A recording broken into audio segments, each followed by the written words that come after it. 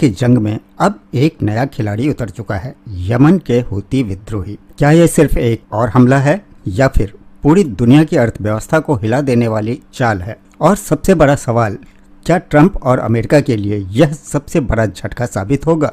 और इस युद्ध की रणनीति और भू राजनीति का संतुलन कैसे होगा?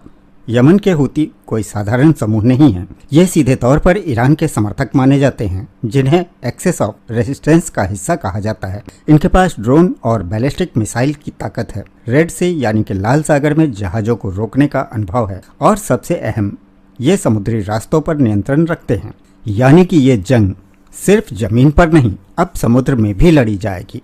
ताजा खबरों के मुताबिक हूतियों ने पहली बार सीधे इजराइल पर मिसाइल हमला किया, जो कि इजराइल ने इंटरसेप्ट कर लिया। लेकिन असली खतरा इन हमलों से नहीं है, बल्कि उस संदेश में है जो इसके पीछे छुपा है। हम ईरान के साथ हैं और अब युद्ध कई मोर्चों पर लड़ा जाएगा। विशेषज्ञ मानते हैं कि इससे युद्ध का दायरा पूरे मध्य पूर्व में फैल सकता है।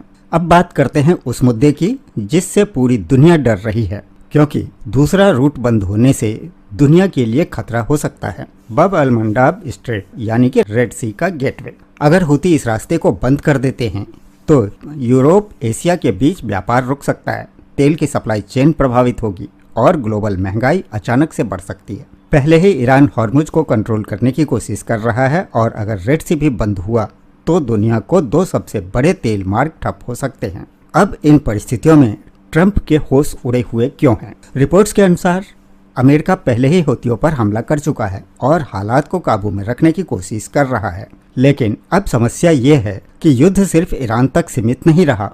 अब यमन, लेबनान, इराक सभी मोर्चे खुल रहे हैं, और हर नया मोर्चा अमेरिका के लिए एक नई चुनौती साबित हो रहा है। यानी कि ट्रंप के लिए यह सिर्फ एक युद्ध नहीं है, बल्कि एक मल्टी फ्रंट क्राइसिस बन चुका है। इस बीच यमन के आने से ईरान की ताकत दोगुनी हो गई है। ईरान अकेला नहीं लड़ रहा, इसके साथ अब पूरा नेटवर्क खड़ा है। लेबनान में हिजबुल्लाह, इराक में मिलिशिया और अब यमन के हूती।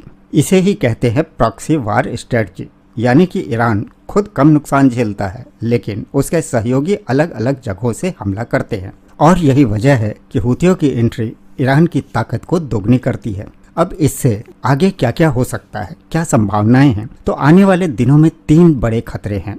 रेड सी ब्लॉक हुआ तो दुनिया का व्यापार रुक सकता है, मल्टी फ्रंट वार हो सकती है, यानी कि इजराइल पर चारों तरफ से हमले, अमेरिका की सीधी एंट्री जो युद्ध को और भी खतरनाक बना सकती है।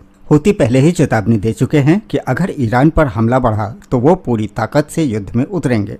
अब सवाल ये नहीं है कि युद्ध कौन जीत रहा है, बल्कि ये है कि क्या यह जंग पूरी दुनिया को अपनी चपेट में ले लेगी? क्योंकि जब समुद्र के रास्ते बंद होते हैं तो असर तो हर देश पर पड़ता है, नागरिकों की हर जेब और हर इंसान पर पड़ता है। तो कुल मिलाकर ईरान और इजराइल के बीच चल रहे युद्ध में अब एक बड़ा मोड़ आ चुका है। यमन के हूती विद्रोहियों की एंट्री ने इस जंग को और भी खतरनाक बना दिया है।